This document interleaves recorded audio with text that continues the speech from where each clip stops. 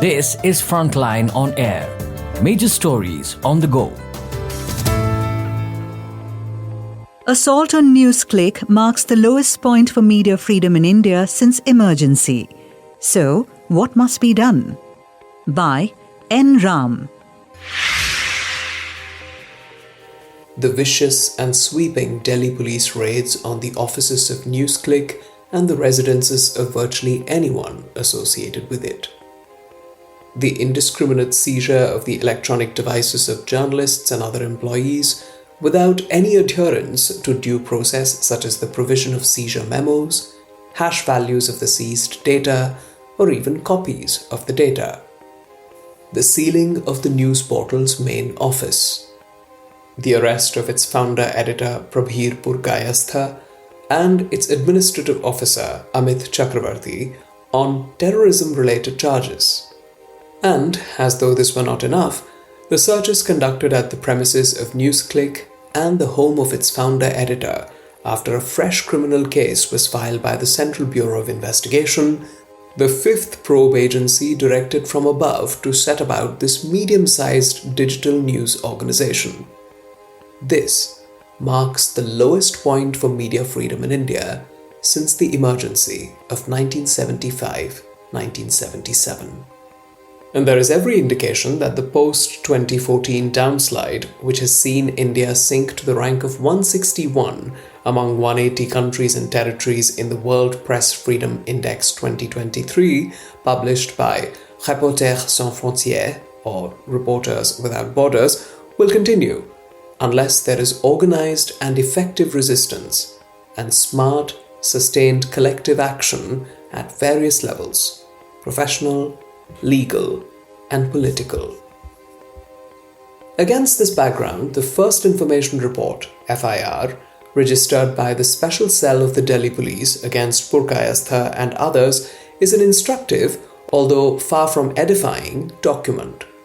The FIR takes you into the raw and muddled police mind and lets you imagine what a dystopian police state, a vicious, crude, and unintelligent police state whose motto is sentence first, verdict afterwards, would look like if allowed free rein by the courts. Even a cursory look at the criminal case registered in the FIR, which made its way into the hands of resourceful journalists despite the police diktat that, quote, due to sensitive nature, the FIR may not be uploaded, reveals that it is a motivated and fake case and that the allegations made against NewsClick are untenable and bogus. An editorial published on The Hindu elucidates this untenability. But the assault on NewsClick is not essentially a story about the police running riot. It is a political story. The story of the BJP and the Hindutva authoritarian regime at war with a medium-sized, progressive and left-oriented digital news network and the independent, critical and challenging journalism it represents.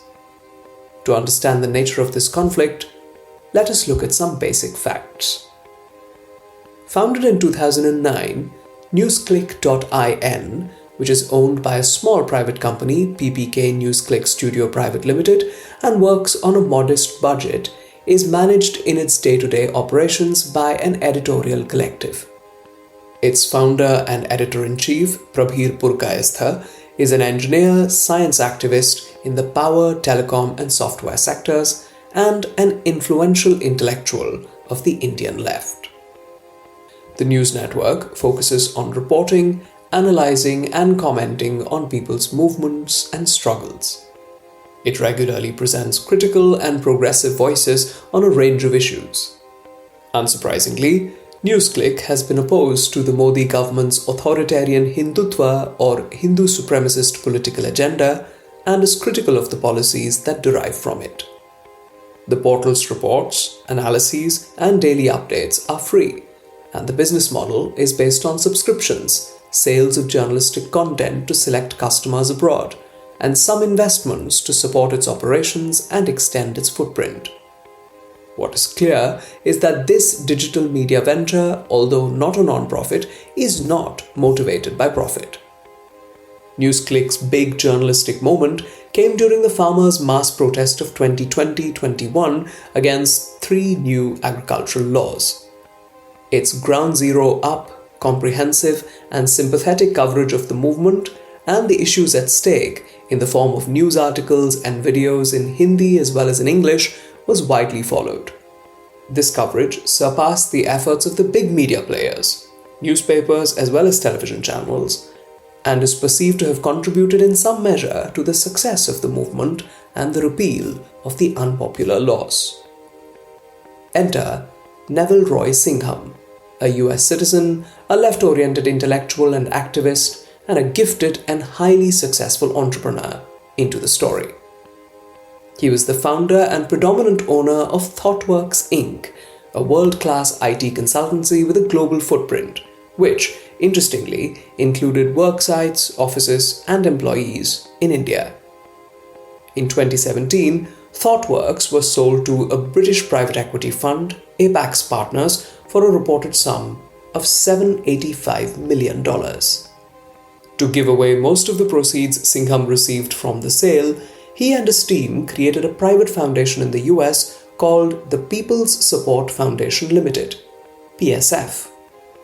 It is important to note here that according to an authoritative statement issued by Jason Fetcher, a lawyer and manager, on behalf of the foundation, quote, all funds donated to PSF came from the sale of ThoughtWorks, and PSF has never received funds from a foreign government, unquote. The foundation owns and manages Worldwide Media Holdings LLC, WMH, quote, a for-profit investment vehicle which has made various investments in progressive media projects around the world that provide people-centered news coverage, unquote. Towards the end of 2017, WMH identified NewsClick as, quote, an organization that was consistent with WMH's purposes and commenced due diligence on a potential investment in NewsClick, unquote. Its founder-editor Purkayastha, who had worked at ThoughtWorks for several years, was well regarded by the potential investor, and the investment materialized in March 2018. From 2021, NewsClick has been targeted by a relentless fusillade of politically set up raids, searches, and seizures by various agencies of the center. To be specific, the Enforcement Directorate, the Economic Offences Wing of the Delhi Police, and the Income Tax Department. With no evidence of money laundering or tax evasion or any other form of wrongdoing found in the large trove of devices, documents, and emails seized, these investigations seemed to have reached a dead end. Now enter the New York Times with an exclusive investigative story that was a curious mixture of fact discovery, ideologically charged innuendo, and tall conclusions drawn from innocuous happenings and mostly thin data. Titled, A Global Web of Chinese Propaganda Leads to a US Tech Mogul. The story claimed to have uncovered, quote, a lavishly funded influence campaign that defends China and pushes its propaganda, at the center of which is a charismatic American millionaire, Neville Roy Singham, who is known as a socialist benefactor of far-left causes, unquote, as though this were an indictable offense. The article made 2 casual references to NewsClick, that, quote, the authorities in India, unquote, had raided it, quote, during a crackdown on the press, accusing it of having ties to the Chinese government but offering no proof, unquote, and that, quote, Mr. Singham's network had financed the news site, which had then sprinkled its coverage with Chinese government talking points, unquote. Significantly, the New York Times article did not allege that NewsClick had violated any law. Had the investigative journalists probed deeper or contacted the editors or management of the digital news network, they would have learned that the financing was in the form of investment by WMH, the particulars of which had been declared to the authorities in compliance with the law. That there was no question of money laundering, as alleged by India's Enforcement Directorate, which was politically set up to conduct the raids in February 2021 and had come up with nothing. that the High Court of Delhi, finding a prima facie case in favor of NewsClick, had granted interim protection from arrest to various officials of the company, and that a lower court had dismissed a complaint made by income tax authorities against the media organization on a related matter. As for the news site sprinkling its coverage with, quote, Chinese government talking points, the only exhibit the New York Times journalists were able to come up with was a video posted at the site on October 2nd, 2019 to commemorate 70 years of the Chinese Revolution and the transformations that had been wrought over the period. That the New York Times story is ideologically charged journalism, editorializing under the guise of reporting with a campaign, even a propaganda edge to it, is fair criticism. Jason Fetcher, the lawyer and WMH manager, has an even more serious complaint relating to journalism ethics. Before the article appeared, he had responded to the reporter's questions on behalf of PSF as follows, quote, PSF has never received any funding nor taken direction from any foreign individual, organization, political party, or government, or from any of their members or representatives. Shockingly, the New York Times failed to include this categorical denial of foreign funding and instead left readers to believe that the source of PSF's funding, or Roy's for that matter, might have come from China rather than from the sale of ThoughtWorks. Unquote. The spark the New York Times story provided was all that was needed to target NewsClick again, this time through a state-engineered McCarthyite campaign of disinformation, scaremongering, and vilification. The influencers and the bhakts, as the fanaticized followers of the Hindutva cause are known, went wild on social media platforms, making fantastic allegations relating to the supposed danger to India's national security that had been exposed by the US newspaper and baying for the blood of NewsClick and the people behind it. A section of the mainstream media, especially a couple of television channels that are notorious for acting as propagandists for the government, joined this campaign, putting out false and salacious information obligingly leaked by the investigating agencies. This set the stage for a fresh round of criminal prosecution on terrorism-related charges. There have been widespread protests across the country by journalists, lawyers, political and social activists, and members of the public against what happened on October 3rd and thereafter. Newspapers have published editorials and articles condemning or criticizing the BJP government's attack on NewsClick.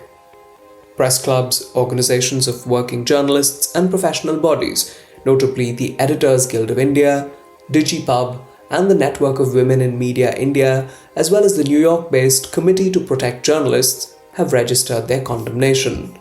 The collective actions in solidarity with NewsClick and its journalists have been heartening. Equally important, the matter has been taken to court, with wholehearted support from some of India's top lawyers. But this is not enough. The campaign to defend media independence and freedom cannot succeed if it is episodic. Repression by the state can be resisted and faced down in various ways. The real challenge today is to sustain and develop the campaign in a toxic information ecosystem where disinformation and the politics of hate run riot in social media and some sections of the professional media as well. Since May 2014, 19 Indian journalists have been murdered in connection with their work. But the killers have not been brought to justice. So much so that India remains a permanent member of the Club of Shame known as the Global Impunity Index, compiled year after year by the Committee to Protect Journalists. According to a recently published article in The Wire, 16 journalists have been charged under the Unlawful Activities Prevention Act, with 7 of them behind bars, 8 out on bail, and 1 not arrested. Each one of these cases must be taken up seriously as a matter of priority. The momentum generated by the widespread protests against the assault on NewsClick must be used to build a democratic movement that is deeply committed to ensuring that not just the voices of independent and critical journalists, but also their lives, safety, and fundamental liberties guaranteed by the Constitution are protected, and that the cause of even one in peril is the cause of all. N. Ram, former editor-in-chief of The Hindu and Frontline, is currently a director in the Hindu Group Publishing Private Limited. He is the recipient of several journalism awards of the Padma Bhushan for Journalism 1990 and the Sri Lanka Ratna 2005. This is Frontline on Air. Major stories on the go.